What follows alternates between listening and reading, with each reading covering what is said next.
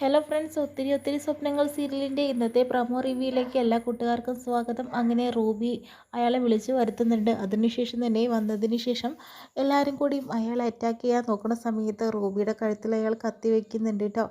എന്നെ വെറുതെ വിട്ടില്ലെങ്കിൽ ഇപ്പോൾ ഞാൻ ഇവളെ കൊന്നു കളയുമെന്നും പറയുന്നുണ്ട്. പക്ഷേ അവിടെ നിന്ന് തന്നെ എല്ലാവരും കൂടി അയാളെ പോലീസിൽ ഏൽപ്പിക്കുന്നതായിട്ടും കാണുന്നുണ്ട് കേട്ടോ. വീണ്ടും വയനാട്ടിലേക്ക് വർഷയും അതുപോലെ തന്നെ അച്ചുവും പോവാൻ വിവേകിൻ്റെ കൂടെ നിൽക്കുന്ന സമയത്ത് തന്നെയാണ് അവിടേക്ക് രാഹുൽ വരുന്നുണ്ട് കേട്ടോ. വഴിയിൽ കാത്തു നിൽക്കുന്നുണ്ട് അഞ്ജുവിനെ കൊണ്ടുപോകാനായിട്ട്. ആ സമയത്ത് അതാ നിൽക്കുന്നുണ്ട് രാഹുൽ. ഇനി നിങ്ങളുടെ കൂട്ടത്തിൽ ഞാനൊരു കട്ടുറുമ്പാവുന്നില്ല, ഞാൻ മാറിത്തരാം, അവൻ നിൻ്റെ കൂടെ വരുമല്ലോ എന്ന രീതിയിലാട്ടോ വർഷയോട് പറയുന്നത്. പക്ഷേ രാഹുൽ അങ്ങനെ വിവേകിനോട് കാര്യങ്ങൾ സംസാരിക്കുന്നുണ്ട്. എന്തൊക്കെയാണ് പ്രശ്നം എന്നുള്ളതും എന്താ ഇവിടെ സംഭവിച്ചതെന്നുള്ളതും. രാഹുൽ അഞ്ജുവിൻ്റെ കാമുകനാണെന്നും ഭർത്താവാണെന്നൊക്കെ പറയുന്നുണ്ട് കേട്ടോ. അത് കേൾക്കുന്ന വിവേക് ആകെ ഞെട്ടിത്തരിക്കുന്നുണ്ട്. ഇപ്പോൾ വർഷയുടെ സത്യാവസ്ഥ ഇപ്പോൾ മനസ്സിലാവുകയാണ് കേട്ടോ.